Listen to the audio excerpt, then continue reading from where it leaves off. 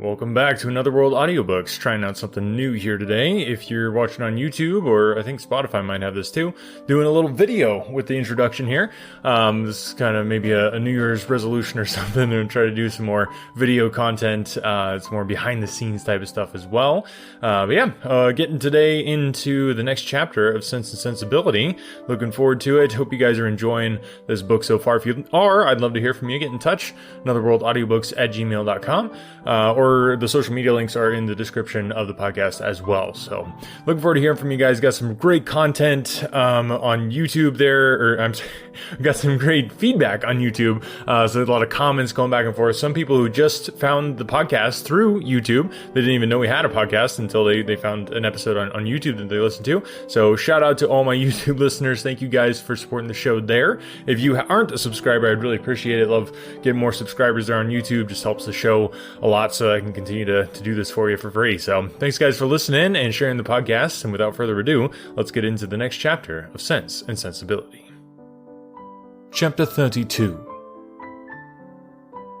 When the particulars of this conversation were repeated by Miss Dashwood to her sister, as they very soon were, the effect on her was not entirely such as the former had hoped to see.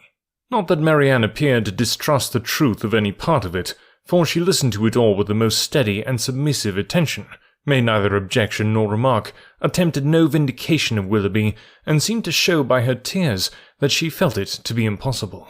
But though this behaviour assured Elinor that the conviction of this guilt was carried home to her mind, though she saw with satisfaction the effect of it in her no longer avoiding Colonel Brandon when he called, in her speaking to him, even voluntarily speaking, with a kind of compassionate respect, and though she saw her spirits less violently irritated than before, she did not see her less wretched.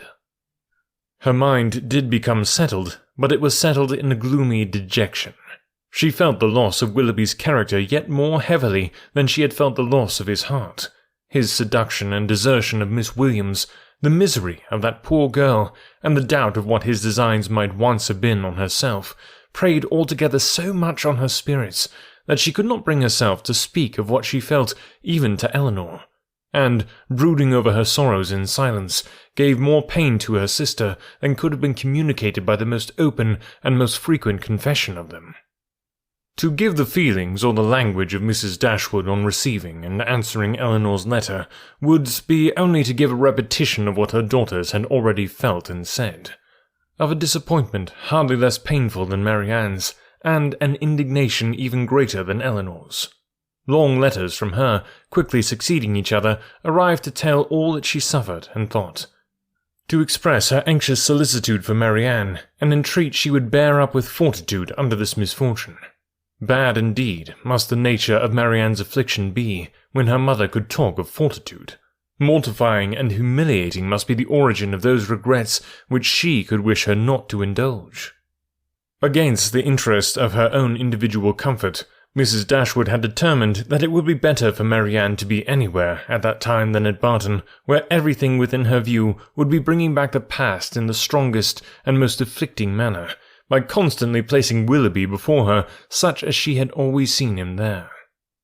She recommended it to her daughters, therefore, by all means not to shorten their visit to Mrs. Jennings, the length of which, though never exactly fixed, had been expected by all to comprise at least 5 or 6 weeks.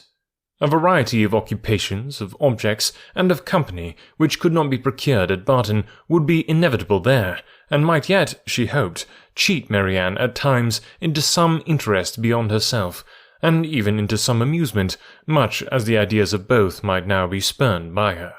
From all danger of seeing Willoughby again, her mother considered her to be at least equally safe in town as in the country, since his acquaintance must now be dropped by all who called themselves her friends. Design could never bring them in each other's way. Negligence could never leave them exposed to a surprise, and chance had less in its favour in the crowd of London than even in the retirement of Barton, where it might force him before her while paying that visit at Allenham on his marriage, which Mrs. Dashwood, from foreseeing at first as a probable event, had brought herself to expect as a certain one. She had yet another reason for wishing her children to remain where they were. A letter from her son-in-law had told her that he and his wife were to be in town before the middle of February, and she judged it right that they should sometimes see their brother. Marianne had promised to be guided by her mother's opinion, and she submitted to it therefore without opposition, though it proved perfectly different from what she wished and expected, though she felt it to be entirely wrong, formed on mistaken grounds, and that by requiring her longer continuance in London, it deprived her of the only possible alleviation of her wretchedness, the personal sympathy of her mother, and doomed her to such society and such scenes as must prevent her ever knowing a moment's rest. But it was a matter of great consolation to her that what brought evil to herself would bring good to her sister. And Eleanor, on the other hand, suspecting that it would not be in her power to avoid Edward entirely, comforted herself by thinking that though their longer stay would therefore militate against her own happiness, it would be better for Marianne than an immediate return to Devonshire. Her carefulness in guarding her sister from ever hearing Willoughby's name mentioned was not thrown away. Marianne, though without knowing it herself, reaped all its advantage, for neither Mrs. Jennings nor Sir John, nor even Mrs. Palmer herself, ever spoke of him before her. Eleanor wished that the same forbearance could have extended towards herself, but that was impossible, and she was obliged to listen day after day to the indignation of them all. Sir John could not have thought it possible. A man of whom he had always had such reason to think well, such a good-natured fellow. He did not believe there was a bolder rider in England. It was an unaccountable business. He wished him at the devil with all his heart. He would not speak another word to him, meet him where he might, for all the world. No, not if it were to be by the side of Barton Covert, and they were kept watching for 2 hours together. Such a scoundrel of a fellow! Such a deceitful dog! It was only the last time they met that he had offered him one of Folly's puppies, and this was the end of it. Mrs. Palmer, in her way, was equally angry.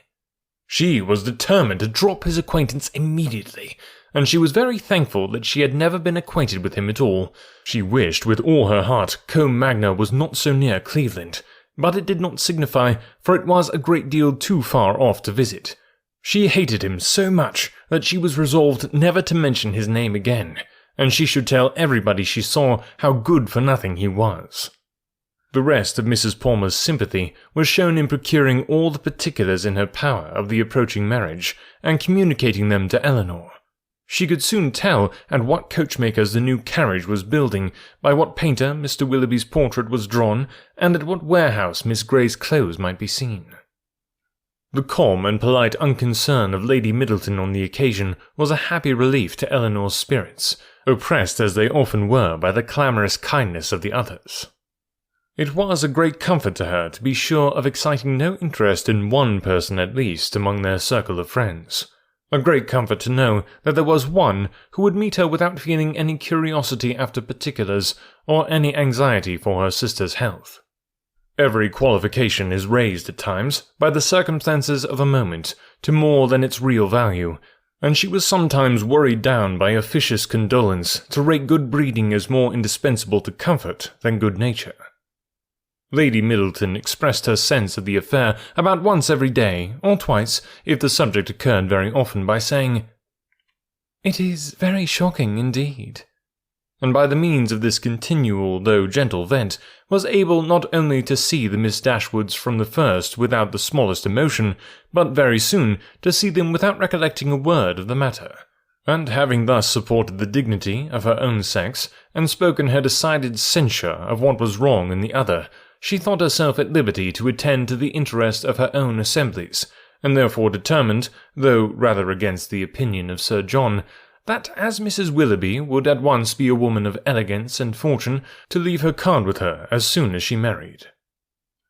Colonel Brandon's delicate, unobtrusive inquiries were never unwelcome to Miss Dashwood. He had abundantly earned the privilege of intimate discussion of her sister's disappointment by the friendly zeal with which he had endeavoured to soften it, and they always conversed with confidence. His chief reward for the painful exertion of disclosing past sorrows and present humiliations was given in the pitying eye with which Marianne sometimes observed him, and the gentleness of her voice whenever, though it did not often happen, she was obliged or could oblige herself to speak to him. These assured him that his exertion had produced an increase of goodwill towards himself, and these gave Eleanor hopes of its being farther augmented hereafter. But Mrs. Jennings, who knew nothing of all this, who knew only that the Colonel continued as grave as ever, and that she could neither prevail on him to make the offer himself, nor commission her to make it for him, began, at the end of 2 days, to think that, instead of midsummer, they would not be married till Michaelmas, and by the end of a week that it would not be a match at all. The good understanding between the Colonel and Miss Dashwood seemed rather to declare that the honour of the mulberry tree, the canal, and the yew arbour would all be made over to her, and Mrs. Jennings had for some time ceased to think at all of Mrs. Ferris. Early in February, within a fortnight from the receipt of Willoughby's letter, Eleanor had the painful office of informing her sister that he was married. She had taken care to have the intelligence conveyed to herself as soon as it was known that the ceremony was over, as she was desirous that Marianne should not receive the first notice of it from the public papers, which she saw her eagerly examining every morning. She received the news with resolute composure, made no observation on it, and at first shed no tears, but after a short time they would burst out, and for the rest of the day she was in a state hardly less pitiable than when she first learnt to expect the event. The Willoughbys left town as soon as they were married, and Eleanor now hoped, as there could be no danger of her seeing either of them, to prevail on her sister, who had never yet left the house since the blow first fell, to go out again by degrees as she had done before. About this time, the two Miss Steeles, lately arrived at their cousin's house in Bartlett's Buildings, Holborn, presented themselves again before their more grand relations in Conduit and Berkeley Streets, and were welcomed by them all with great cordiality. Eleanor only was sorry to see them. Their presence always gave her pain, and she hardly knew how to make a very gracious return to the overpowering delight of Lucy in finding her still in town. "I should have been quite disappointed if I had not found you here still," said she repeatedly, with a strong emphasis on the word. "But I always thought I should. I was almost sure you would not leave London yet awhile, though you told me, you know, at Barton, that you should not stay above a month. But I thought at the time that you would most likely change your mind when it came to the point. It would have been such a great pity to have went away before your brother and sister came. And now, to be sure, you will be in no hurry to be gone. I am amazingly glad you did not keep to your word." Eleanor perfectly understood her, and was forced to use all her self-command to make it appear that she did not. "Well, my dear," said Mrs. Jennings, "and how did you travel?" "Not in the stage, I assure you," replied Miss Steele with quick exultation. "We came post all the way, and had a very smart beau to attend us. Dr. Davies was coming to town, and so we thought we'd join him in a post-chaise, and he behaved very genteelly, and paid 10 or 12 shillings more than we did." Oh, cried Mrs. Jennings. "Very pretty indeed, and the doctor is a single man, I warrant you." "There now," said Miss Steele, affectedly simpering. "Everybody laughs at me so about the doctor, and I cannot think why.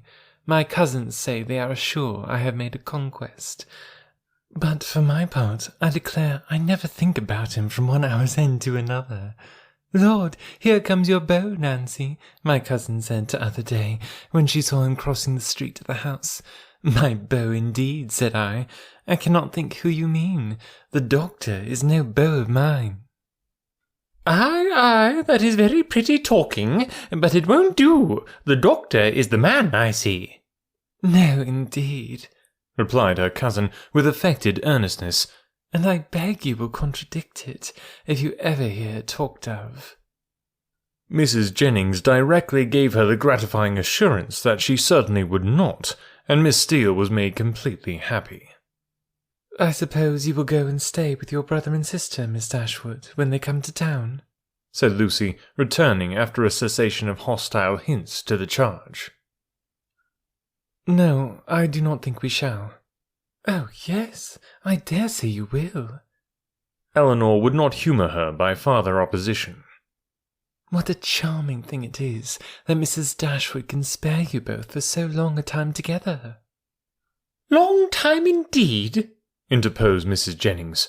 "Why, their visit is but just begun." Lucy was silenced.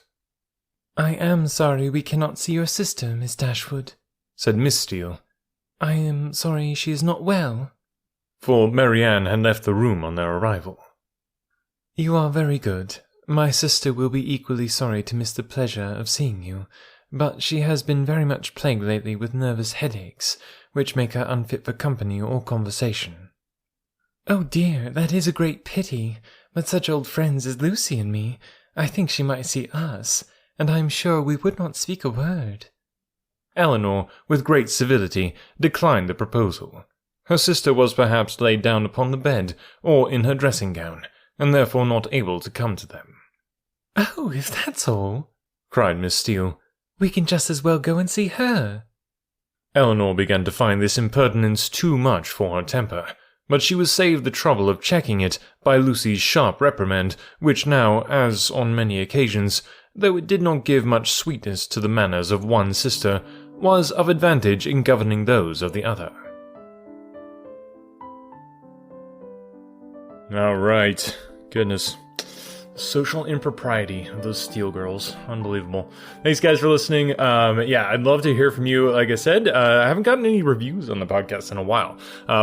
Came out hot when the podcast first came out with a lot of 5-star reviews back when it was iTunes. And I'd love to hear from you guys now. If hopefully we're still holding that 5-star ranking and review in your minds, but I'd love to see it in real life. And that helps other people as well when they come across the podcast, that they're able to check it out and see, oh, it's got a bunch of like recent 5-star reviews. That helps a lot to know that it's a podcast worth listening to. So if you think it's a podcast worth listening to, if you could just drop a rating or review, I would so appreciate it. Would love to give you a shout out on the show. Make sure if you do leave a rating or review, send me an email of it or tag me on social media so I see it. A lot of times you don't get notified as a podcast host. You don't get notified when somebody leaves a 5-star review, which seems like a no-brainer to me. But anyway, it's just how it works. So get in touch with me if you do drop a review. I'd love to give you a shout out on the show as a thank you. And I love sending free audiobooks too. It's kind of my thing. So get in touch if you do drop a review or a rating. I would so appreciate it. Thanks, guys, and we'll talk to you next week.